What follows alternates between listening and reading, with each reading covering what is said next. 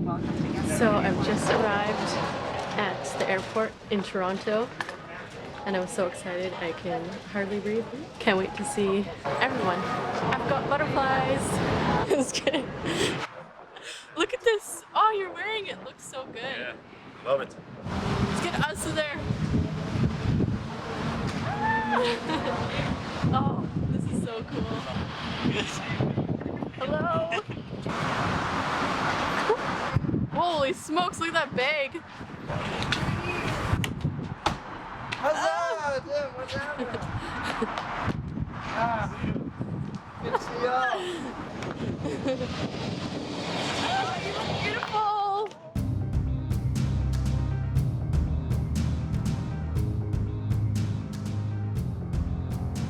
6 strangers must return to the wilderness, paddling the old trade routes of their ancestors in northern Ontario. Surviving for 25 days with no modern technology. Learning the old ways from the elders.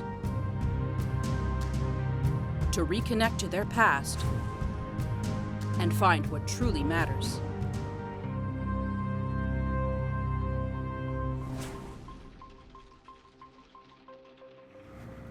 Anin Bojo, Kinene Jishnakas, Bazunashi and Dorem, Mississauga Anishinaabe Nenendao, Pamarash Kodeong and Donjaba.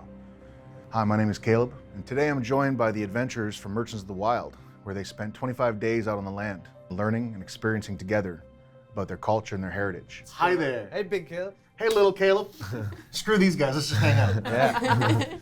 So, tell me about some of your experiences. Well, initially we weren't really sure what to expect. I didn't know what to expect. I didn't know any of these guys going out there, and I was a little bit nervous going into it.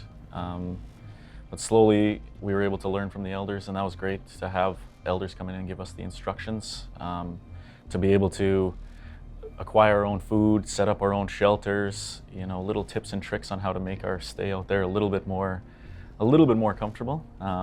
We did face some hardships, and I think we all lost some weight, which was... I didn't know I could lose any more weight, but I did. Yeah, as soon as I got back, I gained like 25 pounds within a month. I'm not even joking. That was like a pound a day I was gaining. It was crazy. Yeah, I blew up. And That's called nutrition. yeah. The most difficult thing for me on the trip was adapting mentally to the whole situation. Like learning, how to survive off the land without any of the skills or tools that I would bring, and just having to learn something completely new. So just giving up control of all of that. It changed me for the good, I'm hoping, yeah. It was an amazing experience for me. I feel confident that I could just take my friends out to the wilderness and not have them die. My goal in life was to just keep living the dream. And in Windsor, there's not much opportunity to put into effect the lessons we learned, which is why I'm so thankful we learned them then, because I'm a kinesthetic learner, and that's how I do best. Example, do it myself. And further to that point, I've actually been privileged to be selected as part of a group of 10 of us going in the Canadian Conservation Corps. Oh, wonderful. So yeah, I just got done 10 days of winter camping, involved with dog sleds as well, and it was a hoot. Now I'm certified to lead a Class 1 field hike, and I'll be getting shipped out to Alberta on Sunday to go work in cooperation with the Blackfoot and Alberta Parks and all them. So I'm really looking forward to that. For me, it was an amazing experience. It refreshed a lot of stuff. And as a young person, I wasn't really interested in it. And so I was just kind of being surly and I didn't want to do it. And then it gave me that hands-on experience with it and kind of made me realize like how hard it really is to do that stuff and how worth it is to do that stuff. Yeah, like doing hides was my favorite part. And that was something my mom always did. And she always tried to get me to help her do it. And I think just because I was too small of a kid, I wasn't much of a help to her. Now I realize like how much she struggled and how difficult it was for her to do that. I don't know, it just ignited a passion. I do deer hides at home in my basement, and it's great, I love it. My favorite part of the whole experience was when we would gather around at night, around the fire inside of the teepee. It was special because we got to share our stories, we got to bond, and the cameras weren't around, so we could just like be ourselves. And we really got to know each other, we got to connect to each other, and that feeling inspired me. It inspired me to create my own business, Ski Holistic Adventures, and I want to take people out on retreats on healing retreats like this, and I bought a teepee because I wanted to create that same feeling again, to bring people around the fire and sharing that tea and sharing those stories, because that was like by far my favorite part, was sharing stories and making those connections and learning about people in ways that you just don't in this modern world. That's incredible. That it genuinely inspired you to create a new life for yourself. It did. A new way to help. That's amazing. It's cool how like the base of it is a circle. It's the foundation it's built upon, you know? And it's literally like a sharing circle for us. That was like our only downtime too, so we just kind of relaxed and it was awesome. You're governed by the sun, right? When we're out there, can't do anything after the sun goes down. So it was probably around, I mean, we didn't know the time, but probably about 7:30 we're in there. So we were literally in the teepee for like 12 hours at a time altogether. So yeah, and then it was like our whole day's work, you know, led up to us being able to be hopefully comfortable and maybe some food in our bellies at night. So again, it was a good time to reflect on the whole day and again, share. I mean, we got really close. Like you said, we were reconnecting and learning about ourselves and our own heritage, and I think that that's so important nowadays. People are kind of losing that, and I mean, I live in an urban setting, and as much as I get out on the land, but to have those 25 full days out there with experiencing it, it was really great. Let's actually turn to a clip and actually see what you went through. We did notice about like 90% of our conversations were about our favorite foods. Not even our favorite food. Like we're talking about food we don't even like that we still eat. Just food. Holy.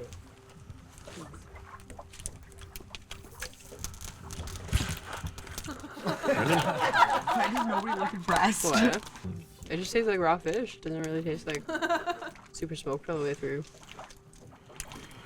Which I've eaten raw fish before, but never in like huge quantities like that. Yeah, a little underwhelming. Yeah, it's pretty plain. Don't look It impressed. looks way better than it tastes. Yeah, Let's just leave it hanging. Alright, that looks pretty raw. It's raw. yeah, this one's raw too. Oh yeah. Just the bones are easy to pick out. So obviously that wasn't your classic sushi meal there, but how did it feel? How did it taste? It tasted like survival. It tasted like we needed this fish, and it was provided for us, and we were thankful for it. You know, it could use some salt. Yeah. Some seasoning, yeah. I don't even like fish to begin with, so that was nasty. That was just nasty. Yeah, the raw fish was not good, but I was very surprised how delicious cooked sucker was. I've never had it before, and it was quite delicious. I enjoyed it. And the fish eggs. Oh yeah. You had some of the eggs? Actually, yeah. Fish That's eggs the are only great. thing that I like. That's fish. Fish The eggs. eggs? Yeah. Because they got the little pop and everything going on. Yeah, it tastes really good actually.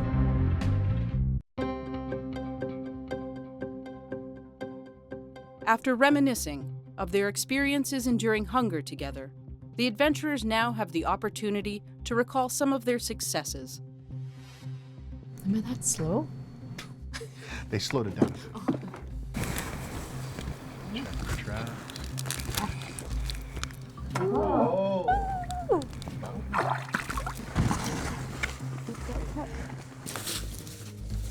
Yeah! That's so awesome. Oh my goodness. You guys got a beaver. Yeah, That's awesome. How did that feel seeing that beaver come out of the water? it was incredible. It was Yeah? great. You just felt like, yes, we're gonna eat, and finally these lessons that we've been taught are like, they're really valuable. They're coming to fruition. Yeah. How did it feel to see Michaela walk back into camp with that? Oh man, she was catching something at least. You know what I mean? That was awesome. Like, she pretty much fed us the entire time. Me and Brendan's martin traps didn't really catch anything. Nor did my club. Nothing against your fish, but variety is nice. When I saw Yeah, that yeah, beaver, yeah. oh, no more fish. That's what I thought. I think we were feeling like discouraged because our other like snares, like what, 20 snares out every night, we weren't catching anything, and then to finally have that beaver was just the best, and it was so delicious. And it's the perfect famine food when you got that beaver meat, because it's got a good mix of protein to fat, huge amount of fat on those beaver that can really help give your energy that spike you need, get the glucose and everything rushing through your blood again, and then whatever carbs you can get a hold of, you're metabolizing better. And then of course you got that pelt to stay warm with, and the beaver tail, which is nothing but pure fat. Delicious. It's a great time. That's the perfect gift to bring into camp. is to have a beaver. If you had come in with a muskrat, great, you got some meat, but beaver's survival, right there. Yes, we got a very unpleasant surprise this morning when we woke up and discovered our pelts had gone missing. Someone absconded with them. Le français. Having started as strangers, the adventurers came together as a group. Yet for some, the challenges along the way proved to be overwhelming. Originally there were 6 of you. There obviously isn't 6 here anymore. Someone's missing, and that can affect the morale. The fact that you have originally 6 people, things get uncomfortable, things get difficult, things get challenging with each other. There's personality conflicts. There's concerns about everybody pulling their weight. Yeah, we've been living a nomadic life, and it is taking a toll on, the joints, muscles, our hunger, our stress levels, anxieties. Well, Gabby had a meltdown yesterday. No, I'd rather starve to death than freeze to death. If Thanksgiving weekend and Gabriella's not doing nobody. Just kind of brought the whole attitude of the group down a little bit. So we try to calm her and assure her that she can make it. Everything's all right. When it comes down to it, what was your morale like being out there on the land? Again, 25 days in a group of 6 trying to survive. What was that like in that sense?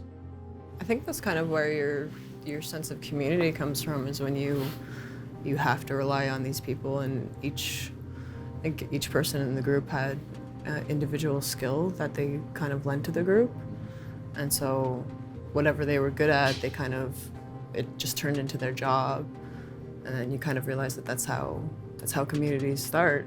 You're relying on these people because of what their skill is and because of what they offer to the group, and so you just kind of like start trying to foster your best self, like what are you good at and what you're not good at, and hopefully you get better and you can learn how to be helpful to each other. And so I feel like if you're not trying hard enough, I feel like that's where the kind of cracks in those relationships come up, and that's where morale starts to break down a little bit, get problems. Fair enough. Well, it was a case of us having 5 people doing the work for 6 people. And then it changed afterward, and it felt a little bit better for us to know that everybody was doing work, pretty much all the time, that the 5 of us were really strong. And yeah, like you said, we all brought our gifts and talents, and for all of us to know that we were working for each other was great. I think that morale, it did go up after we were down to 5. Interesting. Often when you hear somebody leaving, that usually causes the group to implode. In my experience working in the field, you have someone that wants to bail early, starts giving thoughts to any other people. Did anybody have those thoughts of heading out after that? Especially when I got hungry, I was like, man, I just want to go get a burger or something, but that's about it. Other than Just that, sneak out of the woods, trying to find a grilled cheese tree. Before when she left, I was thinking about leaving myself and taking her out of there, because it was such a traumatic experience, and it was really hard in the beginning with 6 people, and I was like, maybe I should just deal with this and just leave with her. But I'm glad I didn't. Me too. So are we. it was kind of hard, jumping over someone when you're trying to, get things done or get firewood, And there's a reality to all that. There's a reality to the fact that not everyone here and not everyone who isn't here grew up on the land. There's a disassociation between us and our traditional upbringings. There's a disconnection from who we are and our identity and who we believe we should be in the real world. And with all that, you have the concept of the reality that 2/3 of all indigenous populace are in cities. They're in urban areas. And so not everybody hunts and traps. Not everybody gathers on the land. Not everybody knows how to paddle a canoe. And when you're raised, a huge majority of our children are in the system. They're in child welfare, they're in CAS in general, they're in housing, they're in homes. And with all that going on, connecting back to your heritage is really challenging. And it's difficult and upsetting in some ways. It can be very traumatic when it comes down to trying to experience gutting a fish, when it comes down to trying to skin out a beaver or tan a pelt, or even learning how to use an axe, or learning how to paddle that canoe and learning to deal with the discomfort of being wet and cold. There's a huge, obvious reason for that, but we don't perceive that instantly. And it's really interesting to see you folks going through that on camera, experiencing that and showing that to the world, the challenge it is to be a modern Indigenous person in Canada, trying to reconnect. It's definitely my time to say goodbye, and it hurts to say that. But there's just only so much one person can handle, and that's it. So miigwech all of you guys, and Waminanage, we'll see you later.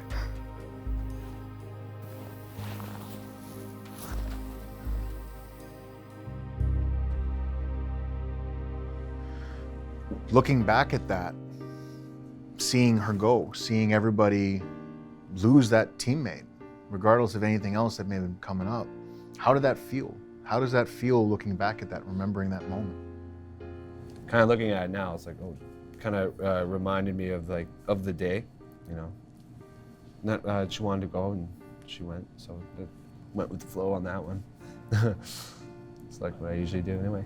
I think we convinced her not to go numerous times. Yeah, I think it was maybe day 2 or day 3, she was already really serious about leaving, and you know, she lasted a lot longer than that. And you know, I think some of the kind words that we did say to her, I think reflected, you know, a little bit about her character and how she was able to stick with us longer than she really wanted to in reality. And you know, Michaela did a great job at supporting her throughout a lot of the difficult times.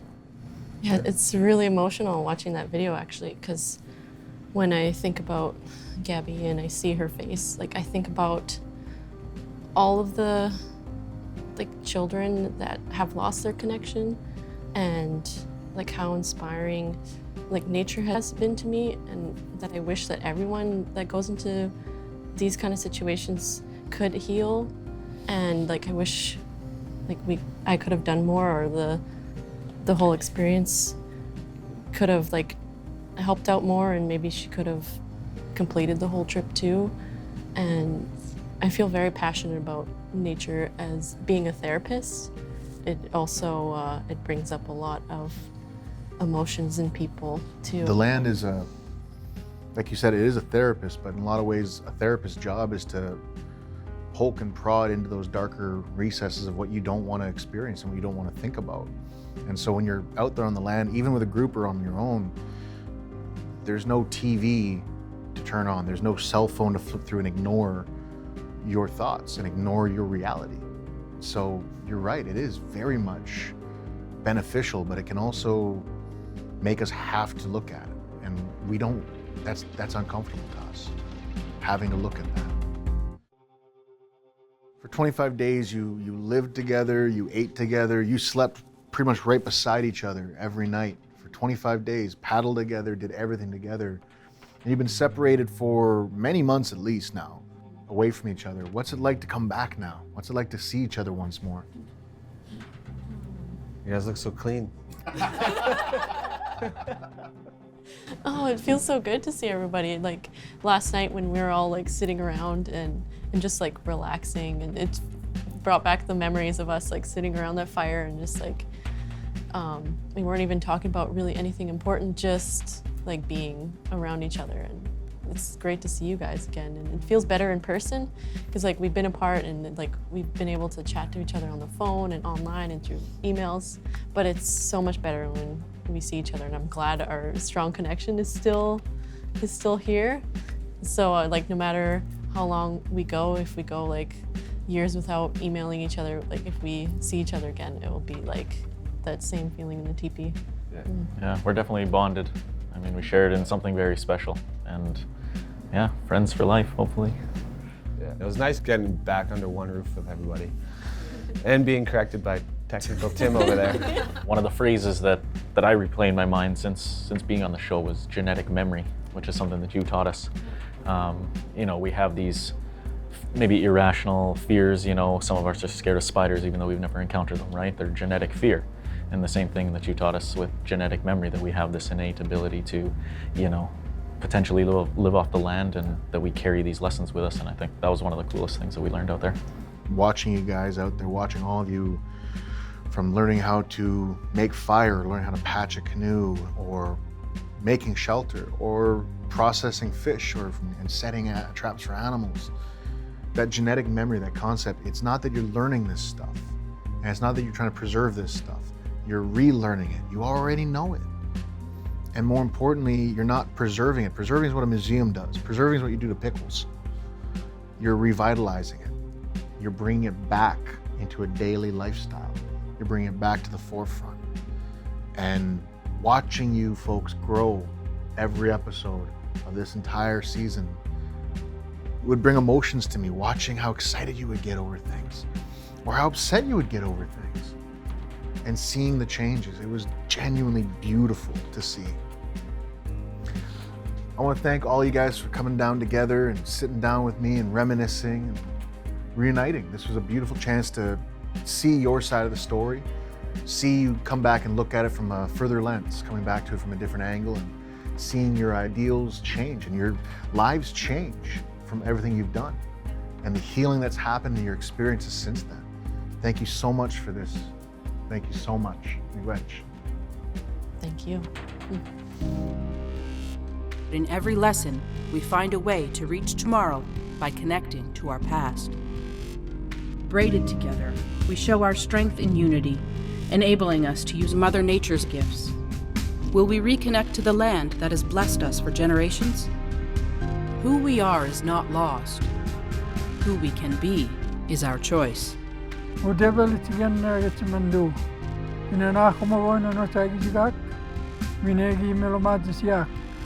Mininan maskawiziwen, nestaga sentagus win. Mlogonomenan, nesta shawenemenan. Anut nesta kagege, hinabuagege gon, anut tayan, emelomatis yak, anut agizigak, anut nesta kagege. Mingwech kechamandu, mingwech kechamandu.